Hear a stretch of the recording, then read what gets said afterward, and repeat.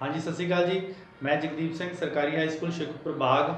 सो प्यारे बच्चों, अज आप 3.5 अभ्यास के जो स्टेटमेंटा ने उन्होंने दो चलने वाले रेखी समीकरण के बदलांगे तो उस तो बाद काट गुणनखंड विधि राही उसनों हल करने की कोशिश करांगे जी। सो आओ बच्चों, पहला सवाल, एक होस्टल है जी। होस्टल के विच महीनावार भाग निश्चित है, बाकी इस गल पर निर्भर करता है कि विद्यार्थी ने किन्ने दिन भोजन किया।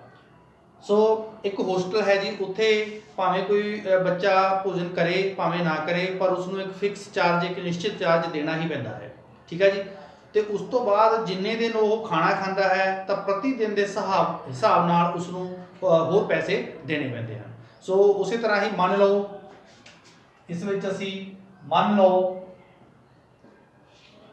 निश्चित भाग जिहड़ा है, निश्चित भाग वो कितना है जी, एक्स है जी। तो जिहड़ा प्रति दिन का जिहड़ा खर्चा है, प्रति दिन खर्चा वो है जी वाई। ठीक है जी। सो कहता जेकर विद्यार्थी ए ने 20 दिन भोजन किया, एक विद्यार्थी है उन्हें 20 दिन भोजन किया तो उन्होंने 1000 रुपया देना पिया। हुण देखो जी, हुण पहली शर्त जी, पहली शर्त है, पहली शर्त अनुसार उन्हें एक्स रुपए तो देने ही देने हैं क्योंकि वो फिक्स हैं। ठीक है जी। तो उस तो बाद उन्हें किन्ने दिन भोजन किया, 20। एक दिन का खर्चा कितना है, वाई रुपये, तो वाई नाल लग गया। तो टोटल पैसे उन्होंने किन्ने पैसे देने पे जी, 1000 रुपया। लो जी, तुहाडी समीकरण एक तैयार होगी। इस तरह दूजी शर्त अनुसार हुण फिक्स चार्ज तो देने ही देना, एक्स किन्ने दिन उन्हें खर्च किया, 26 दिन भोजन किया तो उन्होंने 1180 रुपये देने पे। ठीक है जी। तो 26 कितना हो गया, 26 वाई बराबर 1180। लो जी, तुहाडे कोल दो समीकरण तैयार ने। हुण इन्हां दो समीकरणों तुसीं भावें काट गुणनखंड विधि नाल हल कर दो, भावें तुसीं विलोपन विधि नाल हल कर लो। जिस तरह कि आपां पिछे डिस्कस किया ही है कि विलोपन विधि थोड़ी जी मैनूं आसान लगदी है, बाकी तुसीं अपनी प्रैक्टिस ते देख लेना कि तुहानूं किहड़ी अच्छी लगदी है।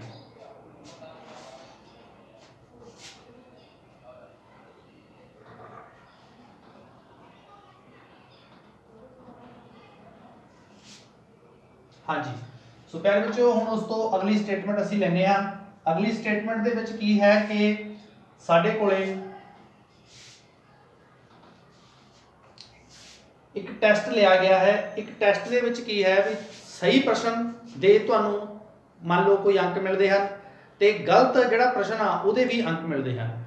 पर गलत जिन्ने प्रश्न तुहाडे गलत हुंदे हैं, जिन्ने तुहाडे सही हुंदे हैं, सही दे विचों गलत नूं घटा के फिर फाइनल आंसर कढिया जाता है। ਜਿਹੜੇ ਸਾਡੇ ਕੰਪੀਟੀਸ਼ਨ ਐਗਜ਼ਾਮ ਹੁੰਦੇ ਹਨ ਉਹਨਾਂ ਦਾ ਬੇਸਿਕ ਇਹੀ ਹੁੰਦਾ ਹੈ ਕਿ ਇਹਨੂੰ ਨੈਗੇਟਿਵ ਮਾਰਕਿੰਗ ਬੋਲਦੇ ਹਨ, ਕਿ ਜੇ ਤੁਸੀਂ ਗਲਤ ਕਰਦੇ ਹੋ ਤਾਂ ਜਿੰਨੇ ਪ੍ਰਸ਼ਨ ਤੁਹਾਡੇ ਸਹੀ ਹੋਏ ਹੁੰਦੇ ਹਨ ਉਹਨਾਂ ਦੇ ਵਿੱਚੋਂ ਤੁਹਾਡੇ ਨੰਬਰ ਕੱਟੇ ਜਾਂਦੇ ਹਨ। ਠੀਕ ਹੈ ਜੀ। ਤਾਂ ਇਹ ਕਹਿੰਦਾ ਇਸ ਤਰ੍ਹਾਂ ਦਾ ਕਿ ਟੈਸਟ ਲਿਆ ਗਿਆ ਤੇ ਉਹਦੇ ਵਿੱਚ ਯਸ਼ਪਾਲ ਨੇ ਟੈਸਟ ਦੇ ਵਿੱਚ 40 ਅੰਕ ਲਏ। ਇੱਕ ਬੱਚਾ ਵਾ ਯਸ਼ਪਾਲ, ਉਹਦੇ 40 ਨੰਬਰ ਆਏ ਤੇ 40 ਨੰਬਰ ਆਏ ਤੇ ਕਹਿੰਦਾ ਜੇਕਰ ਸਹੀ ਉੱਤਰ ਦੇ ਉਹਨੂੰ 3 ਅੰਕ ਮਿਲਣ ਤੇ ਗਲਤ ਉੱਤਰ ਦਾ 1 ਅੰਕ ਦੀ ਕਟੌਤੀ ਕੀਤੀ ਜਾਵੇ तो 40 अंक आते। तो इस तरह फिर 4 अंक सही ने तो 2 अंक गलत है तो 50 अंक मिलते हैं। तो कहता कुल प्रश्न पता करो। सब तो पहले तो सानू असी मान लीए भी किन्ने प्रश्न गलत है तो किन्ने प्रश्न सही है। ठीक है जी। तो मान लो जी, दूजा प्रश्न है जी, मान लो सही प्रश्न किन्ने ने जी, एक्स। ठीक है जी। तो इस तरह गलत प्रश्न मान लो जी, गलत प्रश्न ने वाई। हुण पहली शर्त, हुण देखो जी, उसनों जो सही दे एक्स अंक मिले ने। ठीक है जी। सॉरी, सही प्रश्न एक्स ने तो अंक कितने 3, तो इसका मतलब 3x हो गया जी। फिर वाई गलत नहीं तो अंक वो 1 अंक ने तो 1 वाई, क्योंकि घटाना क्योंकि उसकी कटौती होनी है ना नैगेटिव की, तो टोटल मार्क्स वो बन जाते हैं जी 40। पहली समीकरण तैयार है जी। इस तरह तुम दूजी समीकरण भी इस तरह तैयार कर सकते हो। ਉਹਦੇ ਵਿੱਚ 4 अंक सही वास्ते आ ਤੇ 2 अंक गलत वास्ते आ, ਤਾਂ ਜੀ 50 अंक मिलते हैं। ठीक है। ਇੱਥੋਂ ਤੁਸੀਂ 2 ਸਾਂਝਾ ਕੱਢ ਕੇ 2x - y बराबर 50, ਤਾਂ 2x - y बराबर 50/2 ਇਹਨੂੰ ਕਟਿੰਗ ਕੀਤੀ 25 ਆ ਗਈ। ਲਓ ਜੀ, ਤੁਹਾਡੇ ਕੋਲ ਦੋ ਸਮੀਕਰਨਾਂ ਤਿਆਰ ਹੋ ਗਈਆਂ ਜੀ। ਤਾਂ ਇਹਨਾਂ ਦੋਨਾਂ ਸਮੀਕਰਨਾਂ ਨੂੰ ਤੁਸੀਂ ਬੜੇ ਈਜ਼ੀਲੀ ਵਿਲੋਪਨ ਵਿਧੀ ਨਾਲ ਜਾਂ ਕਾਟ ਗੁਣਨਖੰਡ ਵਿਧੀ ਨਾਲ ਇਸ ਨੂੰ ਹੱਲ ਕਰ ਸਕਦੇ ਆ। ਤਾਂ ਬੱਚਿਆਂ ਦਾ ਆਮ ਕਰਕੇ ਪ੍ਰਸ਼ਨ ਹੁੰਦਾ ਹੈ ਕਿ ਸਰ ਜੀ ਸਾਨੂੰ ਕਿੱਦਾਂ ਪਤਾ ਲੱਗੇਗਾ ਕਿਹੜੀ ਵਿਧੀ ਨਾਲ ਕਰਨਾ ਹੈ। प्यारे बच्चों, जेकर तो उपर हैडलाइन के दसिया हो कि इस सवाल में तुसी इस काट गुणनखंड विधि ना करना है या प्रतिस्थापन ना करना है तो तुहानूं उही विधि ही करनी पएगी। ठीक है जी। बट जेकर उत्ते मैंशन नहीं गा, तुसी जिहड़ी मर्जी विधि लगा सकते। ठीक है जी। ਹੁਣ आओ ਅਸੀਂ ਤੀਜਾ ਸਵਾਲ ਡਿਸਕਸ ਕਰਦੇ ਹਾਂ ਜੀ। ਨੈਕਸਟ ਸਵਾਲ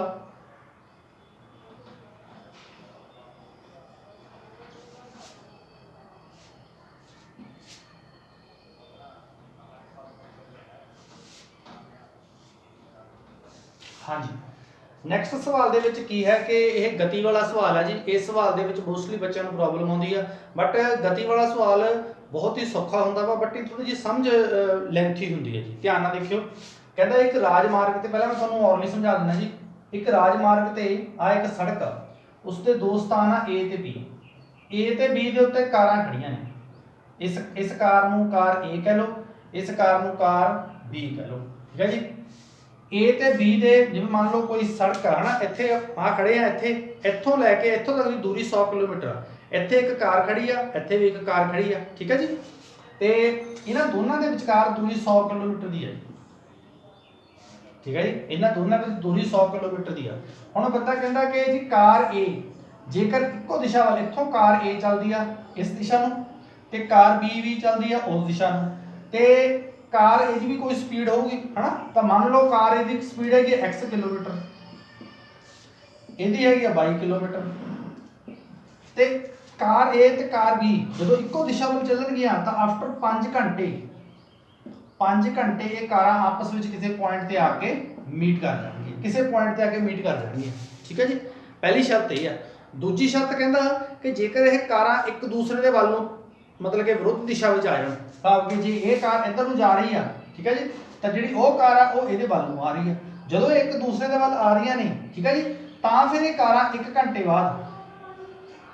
ਬਾਅਦ ਆਪਸ ਵਿੱਚ ਆ ਕੇ ਮਿਲ ਜਾਣਗੀਆਂ। ਦੇਖੋ ਜੇ ਤਾਂ ਉਹ ਜਿਵੇਂ ਇੱਕੋ ਦਿਸ਼ਾ ਵੱਲ ਚੱਲੀਆਂ ਫਿਰ ਤਾਂ ਉਹ 5 ਘੰਟੇ ਬਾਅਦ ਮਿਲਣਗੀਆਂ। ਜੇਕਰ ਉਹ ਇੱਕ ਦੂਸਰੇ ਦੇ ਵੱਲ ਨੂੰ ਚੱਲ ਪਈਆਂ ਤਾਂ ਉਹ 1 ਘੰਟੇ ਬਾਅਦ ਆਪਸ ਵਿੱਚ ਆ ਕੇ ਮਿਲ ਜਾਣਗੀਆਂ। ਇਹ ਆਪਣਾ ਪ੍ਰਸ਼ਨ ਆ ਜੀ। ਤਾਂ ਆਪਾਂ ਨੇ ਪਤਾ ਕਿਆ ਕਰਨਾ ਵਾ ਕਿ ਦੋਨੇ ਕਾਰਾਂ ਦੀ ਸਪੀਡ ਪਤਾ ਕਰਨੀ ਹੈ, ਚਾਲ ਪਤਾ ਕਰਨੀ ਹੈ, ਕਿੰਨੀ ਚਾਲ ਦੇ ਨਾਲ ਉਹ ਚੱਲ ਰਹੀਆਂ ਨੇ, ਠੀਕ ਹੈ ਜੀ। ਸੋ ਜਿਸ ਤਰ੍ਹਾਂ ਕਿ ਮੈਂ ਮੰਨਿਆ ਵਾ ਕਿ x ਕਿਲੋਮੀਟਰ ਤੇ y ਕਿਲੋਮੀਟਰ ਦੋਨਾਂ ਦੀ ਚਾਲ ਮੰਨ ਲਓ। ਅੱਗੇ ਹੁਣ ਆਪਾਂ ਦੇਖਦੇ ਹਾਂ ਜੀ ਹੱਲ ਕਰਕੇ। ਯਾਰ ਬੱਚੋ ਸਟੇਟਮੈਂਟ ਵਾਲੇ ਸਵਾਲ ਵਿੱਚ ਜਿਸ ਤਰ੍ਹਾਂ ਕਿ ਮੈਂ ਪਹਿਲਾਂ ਵੀ ਤੁਹਾਨੂੰ ਸਮਝਾਇਆ ਸੀਗਾ ਕਿ ਇਹਦੇ ਵਿੱਚ ਸਟੇਟਮੈਂਟ ਨੂੰ ਸਮਝਣਾ ਸਭ ਤੋਂ ਵੱਡੀ ਕਲਾ। ਜੇ ਤੁਸੀਂ ਸਟੇਟਮੈਂਟ ਨੂੰ ਸਮਝ ਗਏ ਤਾਂ ਤੁਹਾਡਾ 50% ਸਵਾਲ ਤਾਂ ਆਟੋਮੈਟਿਕਲੀ ਹੱਲ ਹੋ ਗਿਆ, ਠੀਕ ਹੈ ਜੀ। ਜੇ ਤੁਹਾਨੂੰ ਸਟੇਟਮੈਂਟ ਹੀ ਨਾ ਸਮਝ ਆਈ ਤਾਂ ਫਿਰ ਅੱਗੇ ਸਵਾਲ ਫਿਰ ਉੱਥੇ ਹੀ ਰੁਕ ਜਾਂਦਾ ਤੇ ਫਿਰ ਤੁਸੀਂ ਪ੍ਰੋਬਲਮ 'ਚ ਫਸ ਜਾਂਦੇ। ਇਸ ਕਰਕੇ ਇਹਨਾਂ ਤੇ ਜਿੰਨੀ ਪ੍ਰੈਕਟਿਸ ਕਰਾਂਗੇ ਉਹਨਾਂ ਵੱਧ ਆਉਣਗੇ ਸਵਾਲ। ਹਾਂਜੀ। ਸੋ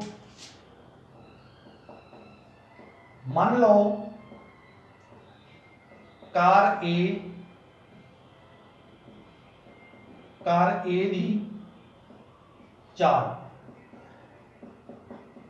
x ਕਿਲੋਮੀਟਰ ਪ੍ਰਤੀ ਘੰਟਾ, ਠੀਕ ਹੈ ਜੀ। ਕਾਰ B ਦੀ ਚਾਲ y ਕਿਲੋਮੀਟਰ ਪ੍ਰਤੀ ਘੰਟਾ, ਠੀਕ ਹੈ ਜੀ। ਹੁਣ ਦੇਖੋ ਜਦੋਂ ਇਹ ਕਾਰਾਂ ਇੱਕੋ ਦਿਸ਼ਾ ਵੱਲ ਜਾਣਗੀਆਂ, ਇੱਕੋ ਦਿਸ਼ਾ ਵੱਲ ਚੱਲਣਗੀਆਂ ਤਾਂ ਉਹਨਾਂ ਦੇ ਵਿੱਚ ਉਹ 5 ਘੰਟੇ ਬਾਅਦ ਆਪਸ ਵਿੱਚ ਮਿਲਦੀਆਂ ਨੇ। ਇਹਦਾ ਮਤਲਬ ਨੈਚੁਰਲੀ ਗੱਲ ਆ ਵੀ ਇੱਕ ਦੀ ਸਪੀਡ ਜ਼ਿਆਦਾ ਹੋਊਗੀ ਤਾਂ ਹੀ ਉਹਨੂੰ ਜਾ ਕੇ ਇੱਕ ਦੂਸਰੇ ਨੂੰ ਟੱਕਰਨਗੀਆਂ।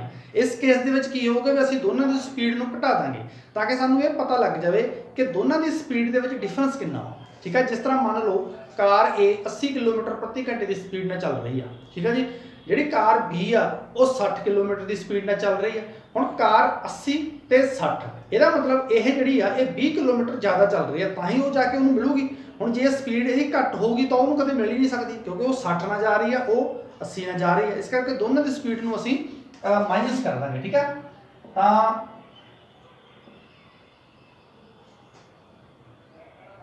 ਪਹਿਲੀ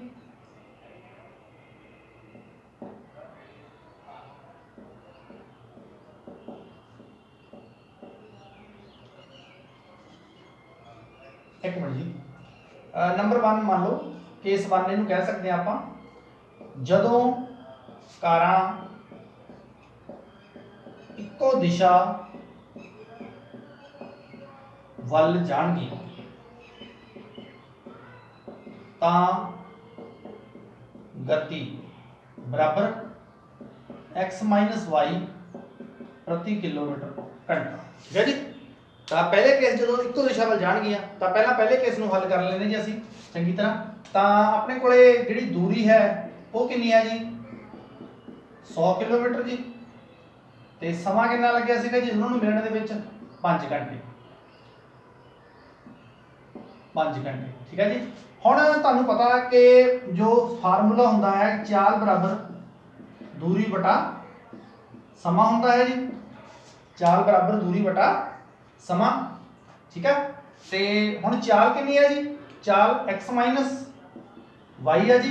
दूरी कितनी है जी? 100 किलोमीटर है जी। समा कितना जी? 5 घंटे। ठीक है जी। तो हुण 5 दे पहाड़े दे कट्टिया गया तो इत्थों कितनी बन गई x माइनस वाई बराबर b। लो जी पहली समीकरण तुहाडे कोल आ गई x माइनस v बराबर b आ गई। ठीक है जी। इस तरह दूजे case they which case number 2 दे विच जदों कारां उल्ट दिशा वल भाव एक दूजे वल होणगियां जां चलणगियां तां फिर जिहड़ी गति आ स्पीड आ वो ऐड हो जूगी। हुण ऐड क्यों हो जूगी? देखो आ 80 किलोमीटर चल रही है, यह 60 किलोमीटर चल रही है, वो इधर नूं आ रही है, वो इधर नूं आ रही है। इट मीनस वो एक दूसरे के नज़दीक आ रही हैं तो दोनों की स्पीड प्लस होगी क्योंकि प्लस होकर एक दूसरे वाल आ रही है। देखो कितने तो वो 60 किलोमीटर ना जा रही सी, कितने 80 किलोमीटर ना जा रही सी, भाव के 60 ते 60 तो सेम सीगा पर वो 20 किलोमीटर वध जा रही सी। ठीक है जी। तो 20 किलोमीटर का फासला उन्होंने पै रहा सीगा। बट जदों वो एक दूसरे के वाल आ रही नहीं तो 80 ते 60 140 भाव के स्पीड जी वो तिगनी होगी, स्पीड दुगनी होगी, सॉरी स्पीड दुगनी होगी तो वो छेती आपस में जाके मिल गई। नहीं तो उत्थे 5 घंटे बाद मिलियां सी, इत्थे 1 घंटे बाद मिल गई। ठीक है जी। तो गति x प्लस वाई होगी जी। तो दूरी तुहानूं पता ही है जी, दूरी 100 किलोमीटर ही है जी। तो समा कितना जी? समा तुहाडा 1 घंटा। ठीक है जी। हुण दोबारा फिर उसी तरीके नाल ही दूरी बराबर चाल बराबर समय वाला फार्मूला लगावांगे तो उत्थों साडे कोले दूजी समीकरण आ जाएगी जी।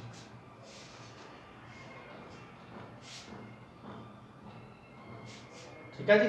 तो सानू पता है कि चाल बराबर दूरी बटा समा हुंदा है जी। ठीक है। चाल कितनी है जी? x plus Y. दूरी कितनी है जी? 100 बटा 1। लो जी x प्लस वाई बराबर 100। तो ये तुहाडे कोले नंबर 2 समीकरण तैयार होगी। नंबर 1 सी x माइनस वाई बराबर 20, ये सी x प्लस वाई बराबर 100।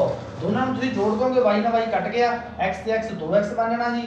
तो 2 120 x 60 आ जानी है। तो उसी तरह अगे तुसीं समीकरण को सॉल्व करके x ते y का जिहड़ा मुल आ वो पता कर सकते हो। तो x ते y की सीगी 4 जी। ठीक है जी। तो इस तरह ये सवाल सीगा जी। हुण उस तो अगला सवाल लैने आ जी।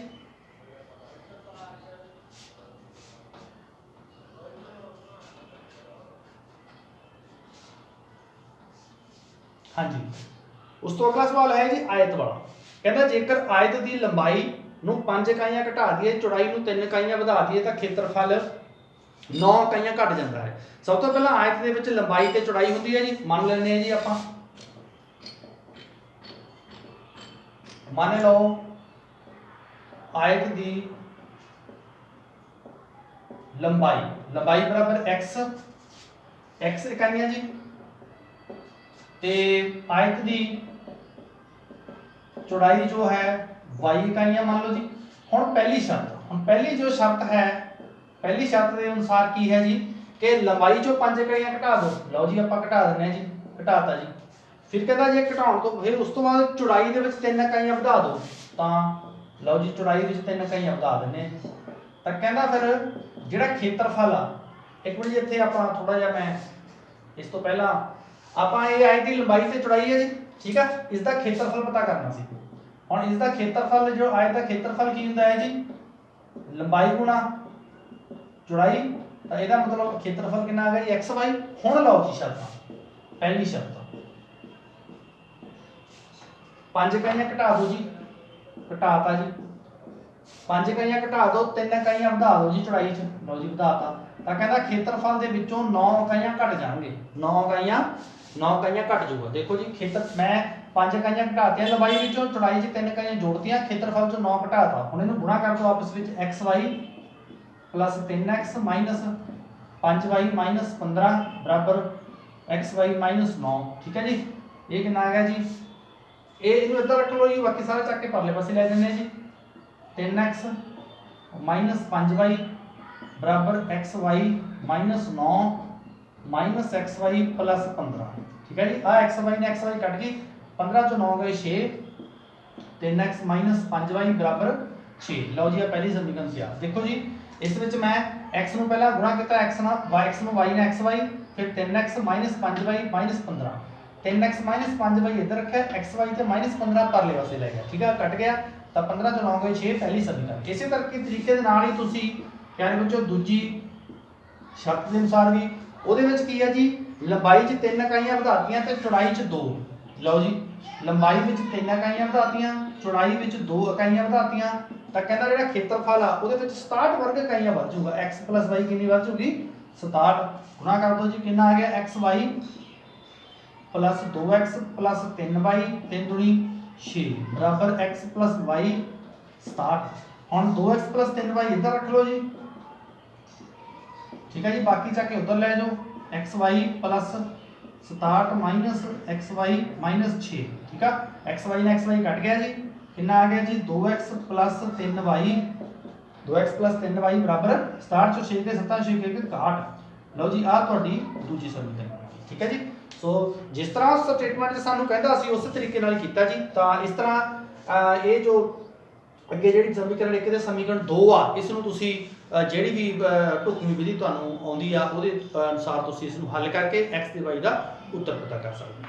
ਸੋ ਇਹ ਸਟੇਟਮੈਂਟ ਵਾਲੇ ਸਵਾਲ ਸੀਗੇ। 3.5 ਦੇ ਕੁਝ ਹੋਰ ਸਵਾਲ ਨੇ, ਉਹ ਆਪਾਂ ਨੈਕਸਟ ਚਰਚਾ ਕਰਾਂਗੇ ਜੀ। ਤੇ ਜੇ ਇਹਨਾਂ ਨੂੰ ਸਮਝਣ 'ਚ ਕੋਈ ਦਿੱਕਤ ਆਉਂਦੀ ਆ ਤੁਸੀਂ ਮੈਨੂੰ ਸੰਪਰਕ ਕਰ ਸਕਦੇ ਹੋ। ਧੰਨਵਾਦ ਜੀ।